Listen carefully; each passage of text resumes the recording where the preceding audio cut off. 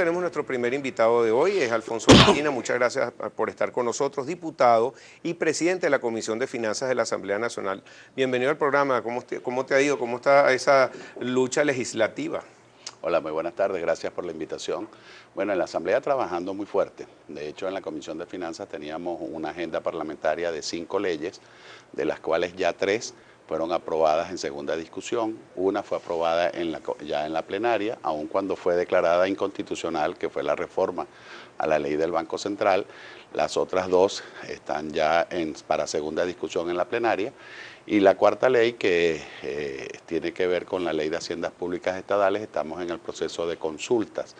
Estamos también esperando ya por el proyecto de ley de presupuesto del año 2017 y de endeudamiento, que con eso completaríamos plenamente la agenda parlamentaria de la Asamblea Nacional. Voy a saltarme un momento el tema financiero, vuelvo a él porque me interesa mucho hablar eso contigo, pero es que apareció en la página de Globovisión para que lo busques. Hace minutos el secretario general de las Naciones Unidas, Ban Ki-moon, determinó que en Venezuela existe una crisis humanitaria. Ustedes lo determinaron así también en la Asamblea. Y hay que recordar que las Naciones Unidas tiene el poder y está dentro de los países que hacen vida en las Naciones Unidas y que tienen compromisos de acuerdo, como Venezuela está con ellos, que ellos tienen los cascos azules que entre sus deberes y derechos pueden mandarlos a cualquier país para repartir alimentos y comida. Esto es una noticia que es bastante fuerte para analizar. Quería saber si tienes una opinión previa, qué es lo que se discutió en la Asamblea, si la Asamblea está en línea entonces con esto que dice nada más y nada menos que el secretario general de las Naciones Unidas de la ONU. Mira, Pedro, yo creo que lo que realmente es fuerte, lo que realmente es dramático, lo que realmente angustia al pueblo de Venezuela, no es que la ONU declare la emergencia o la necesidad de ayuda humanitaria para Venezuela, o que la haga la OEA o la haga UNASUR. Lo realmente dramático es ver cómo venezolanos están muriendo de mengua porque no consiguen las medicinas, porque no consiguen los implementos médicos. Lo que da realmente dolor es ver cómo los índices de desnutrición en Venezuela y de mala nutrición cada día siguen aumentando de manera exponencial. Estamos viendo cómo el consumo per cápita de leche en el país bajó en los últimos 15 años de 127 litros por año a menos de 60 litros por año, con las consecuencias terribles que tiene para un niño el no consumir leche en los primeros 4 años de vida, que eso es pérdida de talla, pérdida de peso, pérdida de capacidad de aprendizaje. Entonces, lo que realmente tiene que angustiarnos a todos los venezolanos y al mundo es que un pueblo esté padeciendo por la incapacidad, por la ineficiencia, sobre todo por la corrupción administrativa, lo que hoy está padeciendo el pueblo venezolano. Fíjate una cosa que ayer aparecía en las noticias, que Venezuela está en los peores países del mundo en el índice de miseria de Bloomberg. Esa es una página web, es una institución grandísima que maneja todo lo que es el área financiera y todo, pero ellos determinaron en el índice de miseria que Venezuela es el país con más miseria en el mundo. No vamos a decir miserable, porque eso sería confundir el término, porque el índice de miseria suma la inflación con el desempleo, y Venezuela quedó, por supuesto, en el primer lugar de países con miseria. Y también salió el Heritage Foundation de Canadá, donde determinaron por qué Venezuela está tan mal en este momento, y ellos dicen que hasta los años 70 aquí había libertades económicas, pero que a partir de los 70 se perdieron todas esas libertades y hoy en día tenemos esta situación de crisis económica tan grande porque se perdieron esas libertades económicas. No sé si quieres añadir algo a estos Sí, mira, índices. esos índices por supuesto que lo padecemos todos los venezolanos. El año pasado las cifras oficiales, que fueron las últimas que publicó el Banco Central, ya te hablaban de una inflación del 181%, lo cual era 9 veces superior al segundo en la lista, que no llegaba al 20%. Pero este año todas las proyecciones, tanto nacionales como de organismos internacionales, prevén una inflación en Venezuela de más de 700%, entre 720 a 750% de inflación. Y esto tiene que ver con lo que dijimos aquí en un programa anterior, y que fue una de las razones por las cuales la Asamblea Nacional, la primera ley que aprobó fue la reforma de la ley del Banco Central, y tiene que ver entonces, por un lado, con la emisión de dinero inorgánico, ese financiamiento monetario que ha venido de manera irresponsable implementando el señor Maduro para seguir con ese gasto dispendioso al cual nos tiene acostumbrados, y que ha llevado que hoy la liquidez monetaria esté por encima de 5 billones con B de bandido, 5.600.000.000.000 de bolívares. Y las reservas internacionales estén cercanas a los 12.000 porque le acaban de ingresar los 400 millones del FLAR.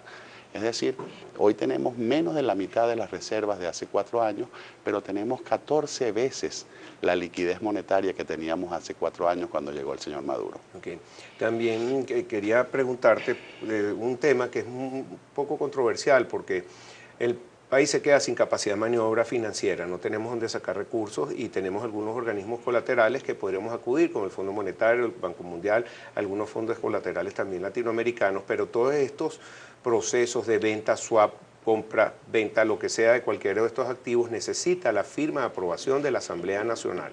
Y yo sé que tú has hecho algunos movimientos en materia de visitar a algunos organismos internacionales para decir, mira, si no tienen nuestra firma, quiero que sepa que estamos aquí. Sé que han habido algunos esfuerzos también con China y China con Venezuela sobre ese fondo especial. Cuéntanos un poco sobre esta situación. Bueno, lo primero que tengo que decir es que la Comisión de Finanzas presentó al país y se la llevó incluso al gobierno lo que nosotros calificamos de las 10 propuestas para superar la crisis económica.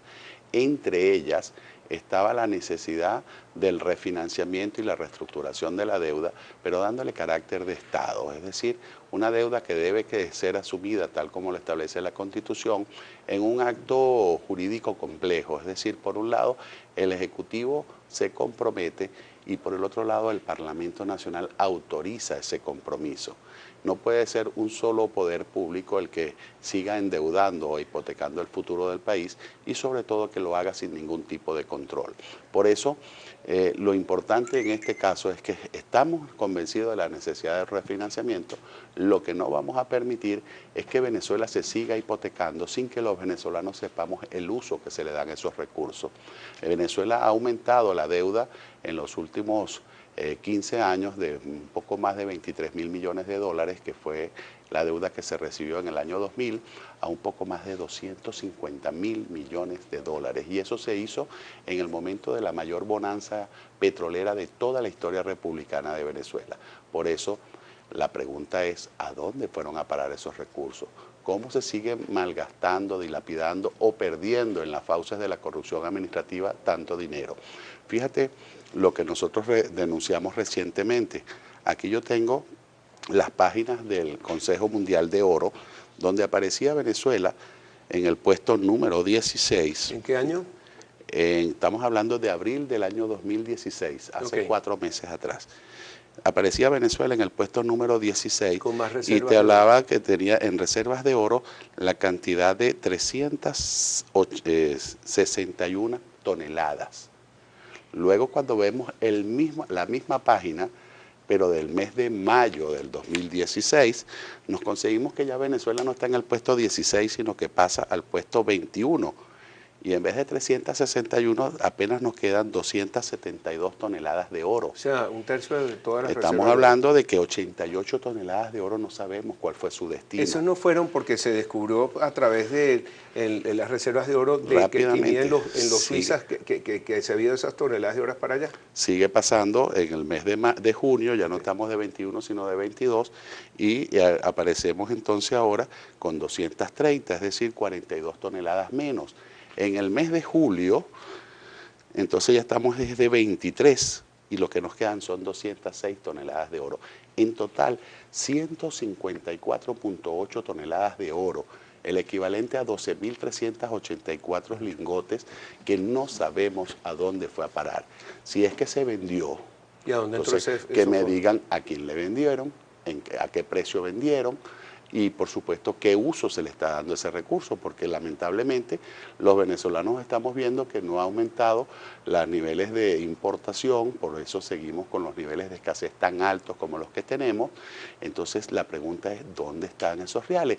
O si fue, que es mucho peor, y eso es bueno alertárselo a los venezolanos, recordemos que el gobierno empezó a hacer a finales de año unas operaciones SWAT. No sé si está bien pronunciado. Está bien, swap, sí, está bien, perfecto. Pero en todo caso, para tratar de explicarlo clarito, eso es dar tus reservas en oro en garantía y recibir una liquidez que te permite mejorar tu balanza de pago en un momento determinado. Pero eso es como cuando usted iba al edificio La Francia y dejaba una cadena de oro que uno lo llama empeñada, te daban un valor muy bajo por esa prenda de oro, y luego tú, cuando liquidabas, te devolvían tu cadena de oro. Bueno, pudiera ser también que Venezuela no canceló esa operación SWAT, y el daño patrimonial que se le está haciendo a la República es mucho peor. Excelente ejemplo, gracias. Y que eso lo pagas, sí, lo pagas tú, lo pago yo y lo paga cada uno de nosotros, porque esas reservas en oro es el valor de nuestro papel moneda, y si no, ese valor se pierde, por supuesto lo vemos reflejado en la inflación.